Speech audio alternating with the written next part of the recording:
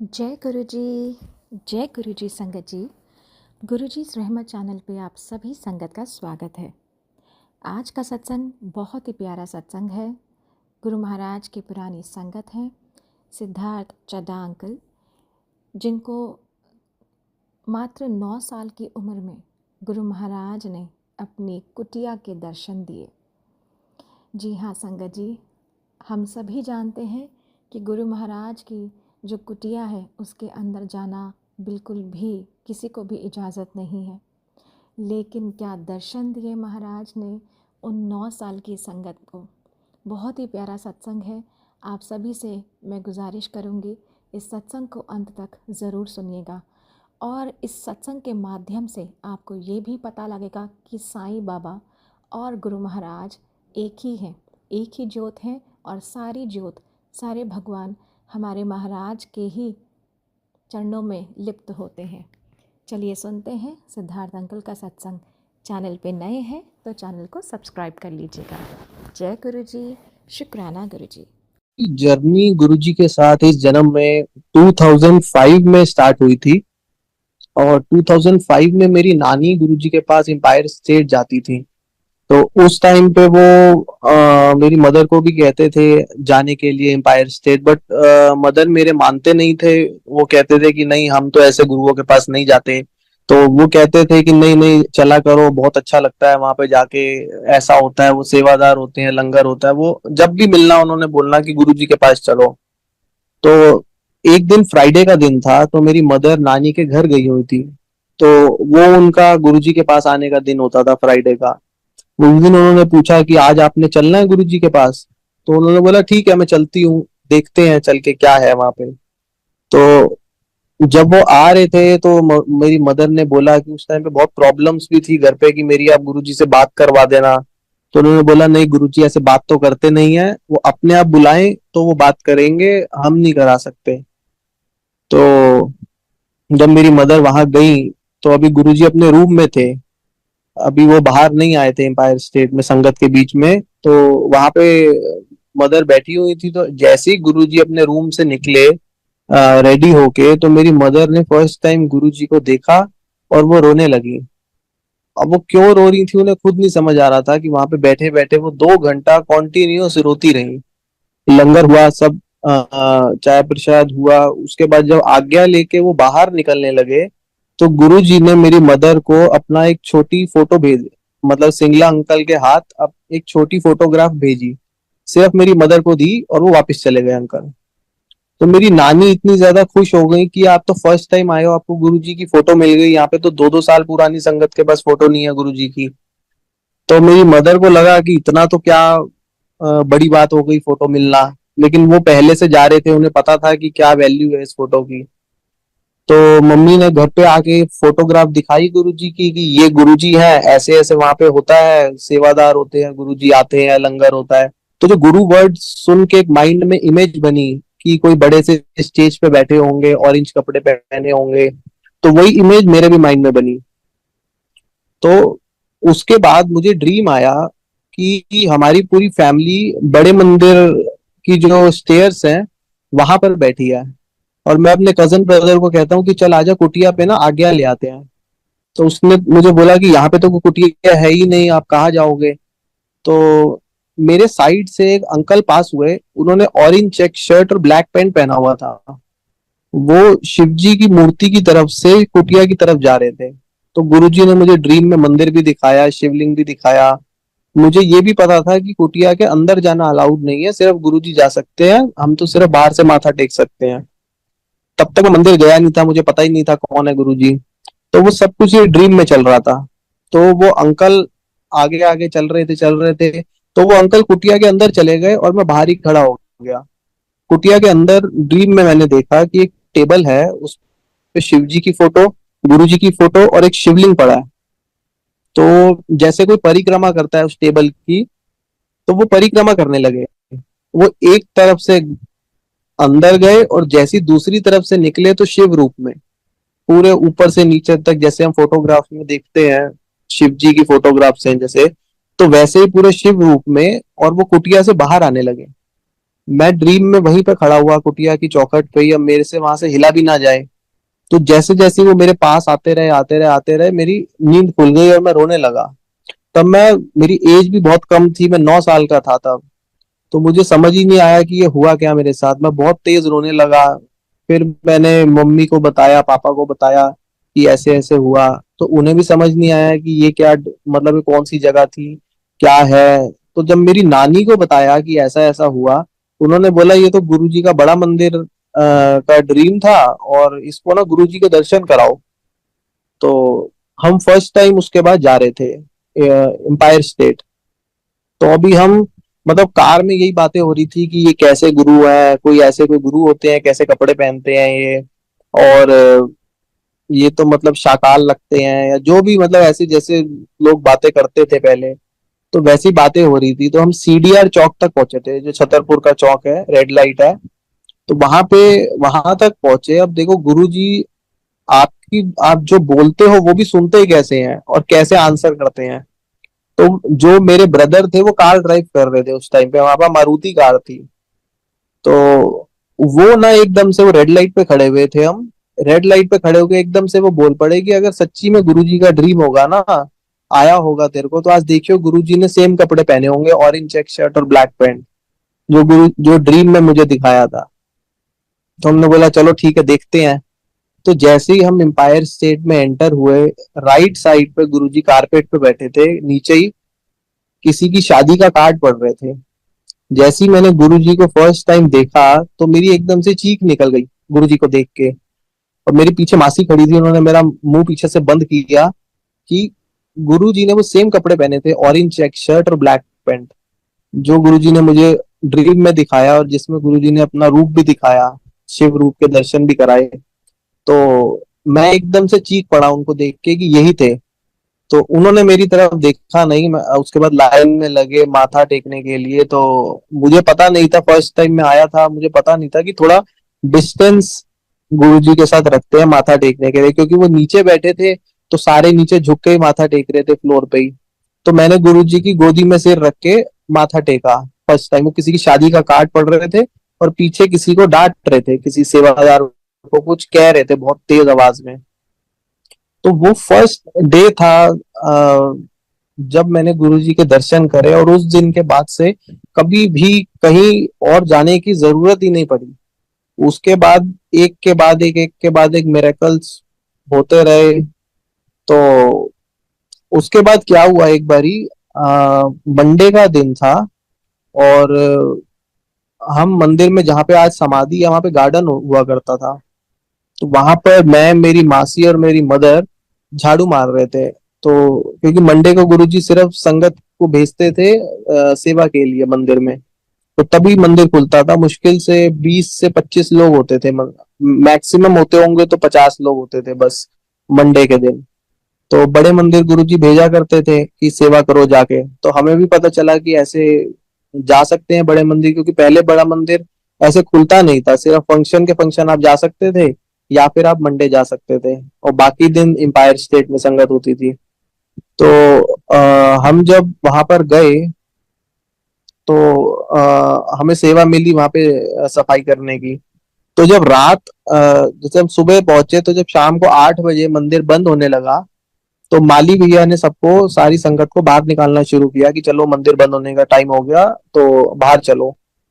तो जब हम बाहर जा रहे थे, सारे इकट्ठे ही थे, थोड़ी सी संगत थी, तो सारे 10-15 संगत इकट्ठी सारी बाहर निकल रही थी। हॉल भी बंद हो गया था। तो एकदम से एक आंटी ना शिवलिंग की तरफ इशारा करके बोलती, वो देखो शिवलिंग पे क्या हो रहा है।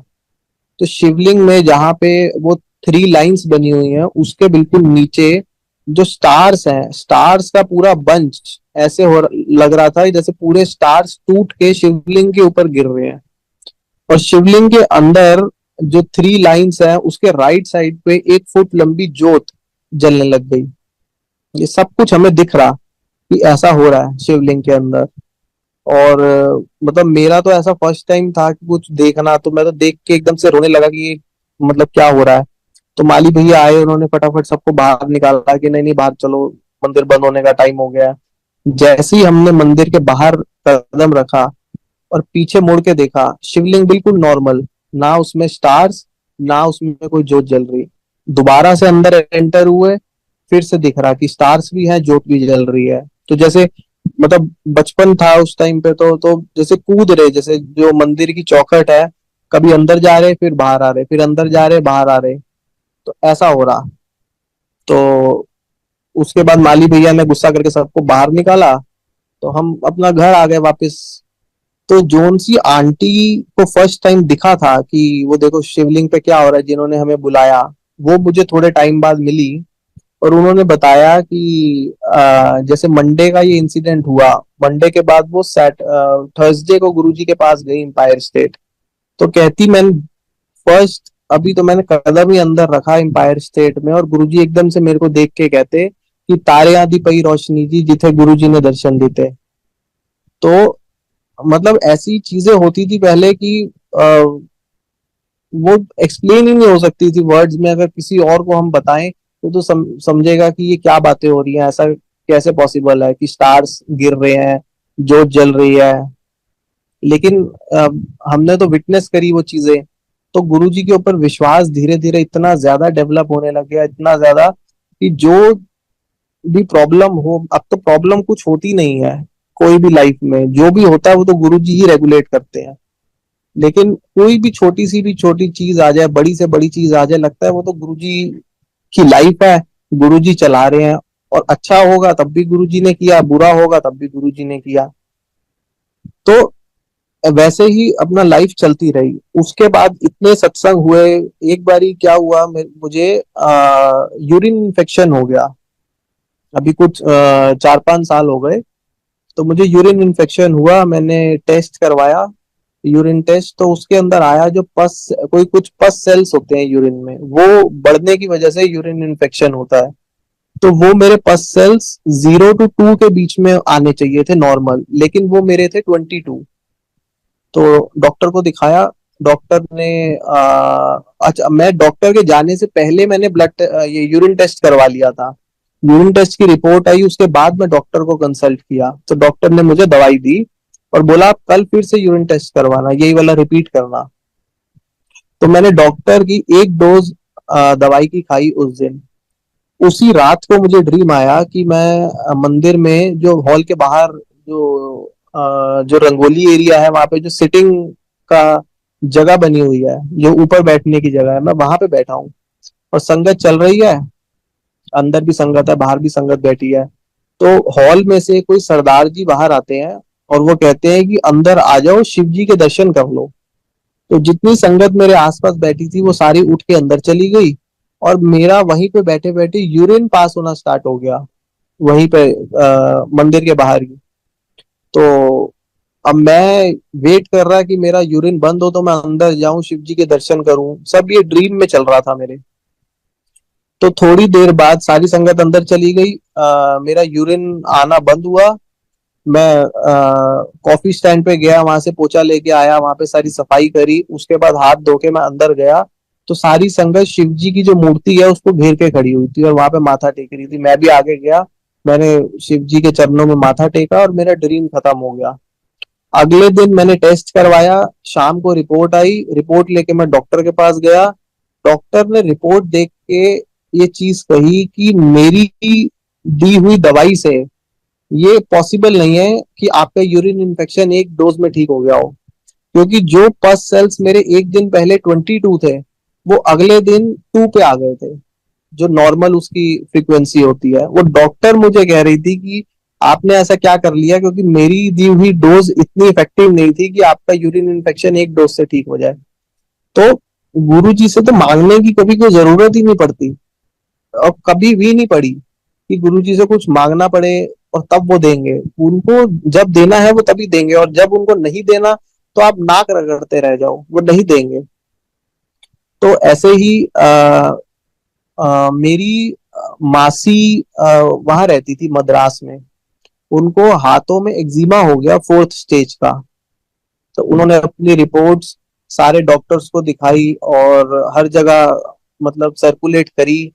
तो सारे ऑल ओवर इंडिया से जितने भी टाटा मेमोरियल भेजा, फोर्टिस भेजा, दिल्ली में, वहां पे अपोलो हॉस्पिटल जो चेन्नई का सबसे बेस्ट हॉस्पिटल माना जाता है इसके लिए, उसको भी दिखाया। उन्होंने भी बोल दिया कि इसका कोई इलाज नहीं है इंडिया में। ये मैं आपको बात बता रहा हूँ 2006 की, 6 या 7 की, 7 स्टार्टिंग की, हाँ। तो उस टाइम पे भी उन्होंने बोल दिया कि हमारे पास अभी इसका कोई इलाज नहीं है, 4 स्टेज का एक्जिमा है, तो आपको पूरी लाइफ ग्लव्स पहन के काम करना पड़ेगा और आपको पानी में हाथ नहीं डालना।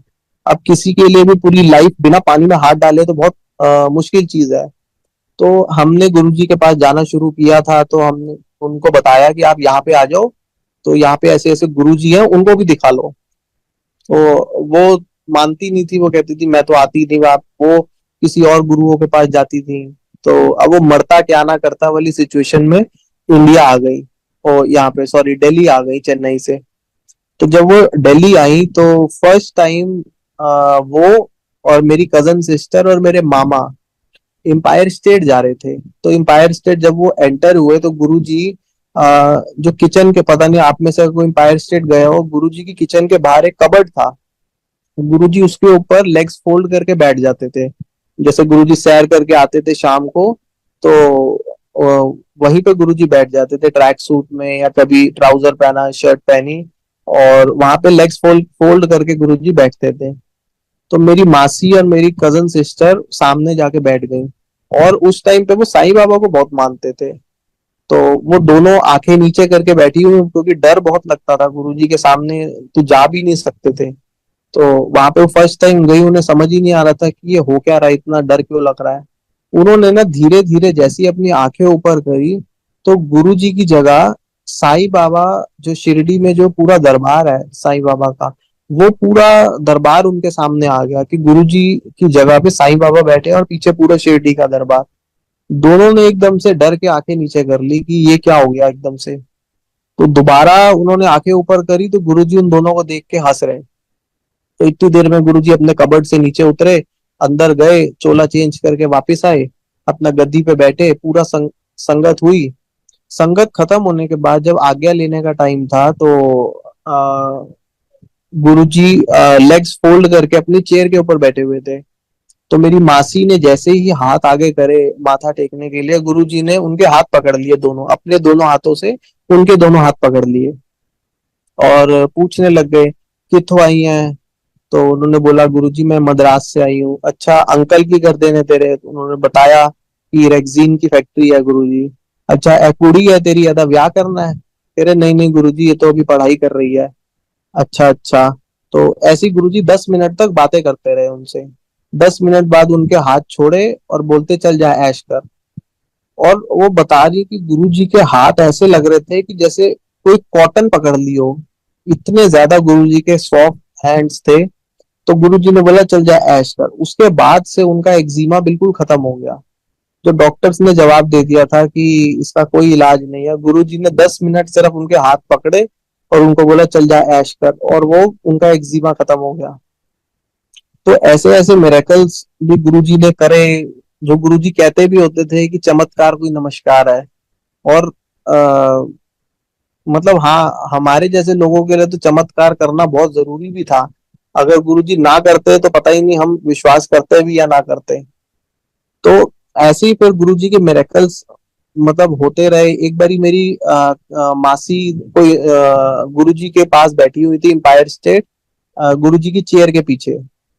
तो पहले गुरुजी संगत को अपने आसपास बिठा लेते थे, अब तो चेयर से थोड़ा दूर बैठती है संगत, तो आसपास पूरी संगत बैठी होती थी। तो मेरी मासी गुरुजी को पीछे से देख रही कि सारे गुरुजी के हाथ, कोई हाथ प्रेस कर रहा है, कोई चरण दबा रहा है, कोई सिर दबा रहा है। तो वो मन में सोच रही कि गुरुजी तो सिर्फ जिन्होंने हीरे पहने होते हैं, गोल्ड पहना होता है, उन्हीं से अपनी ना सेवा करवाते हैं। तो मन में सोच रही कि गुरुजी हमारा भी मन करता है, कभी आप हमें तो बोलते नहीं हो कि अपने लेग्स प्रेस करने के लिए या हैंड प्रेस करने के लिए। वो मन में सोच रही। तो जब आज्ञा लेने का टाइम आया, वो पीछे से उठ के आगे आई। तो गुरुजी ने ना अपने दोनों एक हाथ और एक पैर उनके ऐसे आगे कर दिया दबाने के लिए। तो वो 5 मिनट 10 मिनट तक वो प्रेस करती रही। 5 मिनट बाद गुरुजी कहते हुन रज गई है। तो उन्होंने स्माइल करा और गुरुजी का माथा टेका और बाहर आ गए। तो ऐसे गुरुजी एक एक जो कहते होते थे बिन बोले या सब कुछ जानता, वो तो वाकई में हमने देखा। उस बहुत संगत ने देखा। आज भी अभी जो आंटी पहले सत्संग कर रही थी वो भी बता रही थी कि कैसे गुरुजी इंस्टेंटली सुन रहे हैं इतनी संगत की। तो ऐसे ही मेरी सिस्टर की शादी को 6 साल हो गए थे और उनको कंसीव नहीं हो रहा था। तो वो भी बहुत ज्यादा परेशान थी, सारे टेस्ट करवा लिए, मतलब लाखों रुपए खर्च कर दिए टेस्ट में, कुछ नहीं हुआ। तो मतलब वो भी 6 साल से परेशानी चल रही थी, कभी कहीं जाओ कभी कहीं जाओ। लेकिन गुरुजी के ऊपर भी विश्वास पूरा था कि जब करेंगे गुरुजी करेंगे। तो मुझे याद है भाई दूज का दिन था, 2014-15 की बात होगी। हाँ, तो भाई दूज का दिन था और मुझे गुरुजी का ड्रीम आया कि बड़े मंदिर में मेरी मदर, मेरी सिस्टर, मैं और मेरे जीजू बड़े मंदिर में खड़े हैं। गुरुजी ने व्हाइट कलर का चोला पहना है और अपनी चेयर पे बैठे हैं और हाथ से पंजीरी का प्रसाद बांट रहे हैं। तो सिर्फ मेरी सिस्टर को पंजीरी दी अपने हाथ से और कहते टेंशन ना ले, मुंडा भी दूंगा कुड़ी भी दूंगा, टेंशन ना ले। इतना बोल के हम म्यूजिक रूम की तरफ से जहाँ पे झूला है, झूला और कुटिया, वहां पर आ गए। तो मैं ड्रीम में ही मम्मी को बोल रहा हूँ कि मम्मी इसको बोलो टेंशन मतलब, तो गुरुजी ने बोल दिया है अब तो होना ही होना है, अब तो टेंशन लेने की कोई जरूरत ही नहीं है। वहां पे मेरा ड्रीम खत्म हो जाता है। इसके बाद 1 हफ्ते के बाद मेरी सिस्टर कंसीव कर लेती है।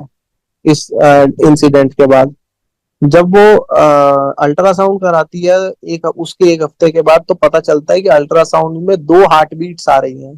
तो डॉक्टर ने बोला आपके तो ट्विंस होंगे। और जब उनकी डिलीवरी हुई तो डिलीवरी के टाइम जैसे डिलीवरी हो गई तो डॉक्टर ने मेरी सिस्टर से पूछा कि आपको पूछना नहीं है कि आपका क्या हुआ है, लड़का हुआ है लड़की हुई है। तो मेरी सिस्टर ने बोला नहीं मुझे पता है कि एक लड़का हुआ है एक लड़की हुई है। तो डॉक्टर ने बोला आपको कैसे पता? कह रही है मुझे पता है। तो उसके पूरे 1 साल के बाद गुरु जी ने एक लड़का दिया एक लड़की दी और आज वो 5 साल के हो गए दोनों बच्चे। और वो कनाडा में सेटल हो गए हैं। वो देखो जब गुरु जी देते हैं तो वो मतलब आपको मांगने की जरूरत नहीं पड़ती कोई भी चीज को। वो कहाँ बच्चे हो नहीं रहे थे, हुए भी तो गुरुजी ने एक झटके में पूरी फैमिली कंप्लीट कर दी। और वो है भी आज कनाडा के अंदर, पता नहीं कब तक गुरुजी उनको वहां रखते हैं। तो सत्संग तो और भी बहुत सारे हैं। अभी मेरे पास एक बारी मैंने एक बारी मेरा ऐसी पेपर था 2017 में इंटरनेशनल लॉ का। तो मैंने लॉ करी हुई है, तो मेरा 5th सेमेस्टर का पेपर था इंटरनेशनल लॉ का। और मेरा सेंटर पड़ा था ग्रेटर नोएडा में। तो मैं अपने एक फ्रेंड के साथ कार में जा रहा था। तो उस दिन हमें यमुना बैंक में बहुत ज्यादा ट्रैफिक मिल गया। पता नहीं किस वजह से पूरा ट्रैफिक जाम था।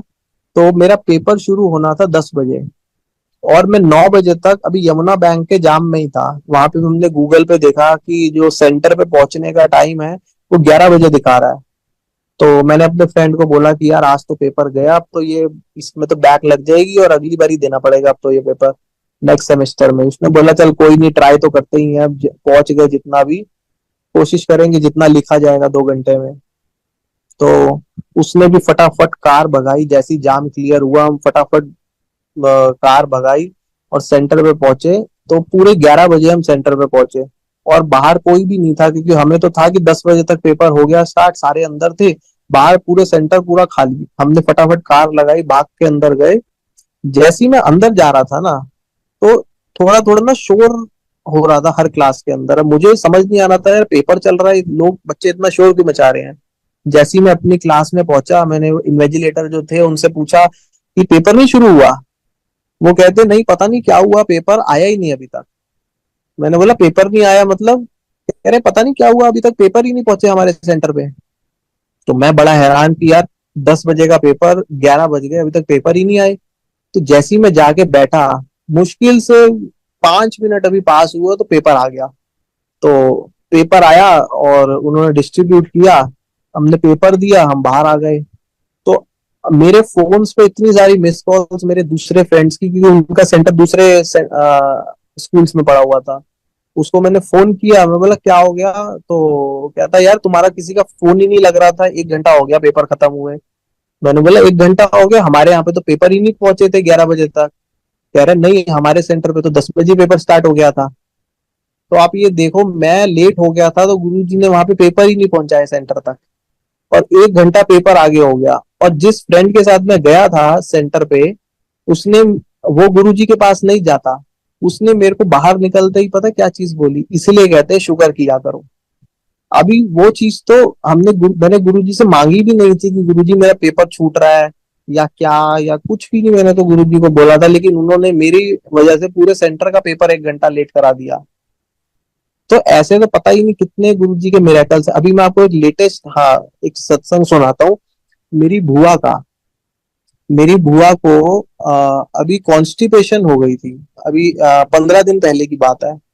उनको कॉन्स्टिपेशन हुई, और इतनी ज्यादा सिवियर कॉन्स्टिपेशन हो गई थी कि मतलब उनके पेट में बहुत ज्यादा दर्द होने लगी। उन्होंने बीएल कपूर में किसी डॉक्टर को दिखाया। उसने बोला आप तो इमीडिएटली एडमिट हो जाइए, क्योंकि आपके बॉडी में जो है इन्फेक्शन बन रहा है, इसकी वजह से जो पेट में सारा स्टूल आपका जमा हो गया है उसकी वजह से इन्फेक्शन बन रहा है। तो वहां पे जाके उन्होंने एनीमा किया। एनीमा से भी कोई फर्क नहीं पड़ा, तो डॉक्टर्स ने बोला आपकी तो सर्जरी करनी पड़ेगी, लेप्रोस्कोपी से हम आपका पूरा स्टूल क्लियर करेंगे। उन्होंने लेप्रोस्कोपी करी। लेप्रोस्कोपी उनकी फेल हो गई। उसके अंदर कोई भी वो नहीं हुआ, पेट क्लियर नहीं हुआ। तो उन्होंने क्या किया, ओपन स्टमक सर्जरी कर दी उनकी। ओपन स्टमक सर्जरी करने के बाद उनको वेंटिलेटर पे डाल दिया। वेंटिलेटर पे डालने के बाद नेक्स्ट डे हमें बोल दिया कि इनकी तो हालत बहुत ज्यादा क्रिटिकल है, आप किसी और हॉस्पिटल में ले जाइए, क्योंकि इनका जो ब्लड था वो पानी बनने लग गया, और उनकी बॉडी में पूरा पानी इकट्ठा होने लग गया। उनके जो पैर थे वो इतने ज्यादा पानी से भर गए कि वहां से स्किन बर्स्ट होके पानी बाहर आने लगा। मतलब बॉडी में से जगह जगह बर्स्ट होने लग गई स्किन, और पानी बाहर आने लगा। तो हमने एम्स में भी पता किया, सफदरजंग पता किया, हर जगह उनका वो दिखाया, समरी दिखाई, सबने मना कर दिया कि नहीं, इनके अंदर तो कुछ है ही नहीं, हम लेके क्या करेंगे। इवन की छोटे छोटे नर्सिंग होम्स ने भी मना कर दिया कि आप हम नहीं ले सकते, क्योंकि बहुत ज्यादा क्रिटिकल केस है। बीएल कपूर वालों ने भी बोल दिया था कि मुश्किल से मुश्किल 1 या 2 दिन बस, और आप इनको घर ले जाओ, हम भी यहाँ पे आपका रोज का 1.5 लाख रुपए का खर्चा है वेंटिलेटर का, तो आप क्यों बेयर कर रहे हो जब उनमें कुछ है ही नहीं। डॉक्टर ने ये चीज हमें बोली। तो हम सारे प्रिपेयर्ड थे कि ठीक है, अब तो जो होना है वो तो होना ही है। तो वो इन्फेक्शन इतना ज्यादा फैल गया था। तो मैं बड़े मंदिर से जल प्रसाद की बोतल लेकर गया था। मम्मी ने मुझे बोला जल प्रसाद लेकर आई हो तू, वो ना बुआ को देते हैं। तो उनको जैसे तैसे करके थोड़ा थोड़ा जल प्रसाद पिलाया।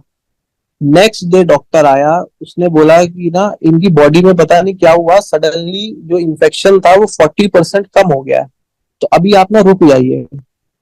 ये बात इसने बोली सुबह, शाम तक उसने वेंटिलेटर उतार दिया। अगले दिन कहता हालत और इम्प्रूव हो गई, उसने जनरल रूम में शिफ्ट कर दिया आईसीयू से।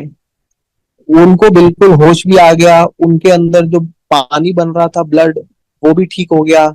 और जो ब्लड पानी बन चुका था उसकी वजह से ब्लड लेवल उनकी बॉडी में कम हो गया, फिर से उनको ब्लड चढ़ाया गया। ब्लड चढ़ाया गया, उसके 2 दिन बाद डॉक्टर से छुट्टी दे दी कि ठीक है अब ये ठीक है, इनको घर ले जाओ।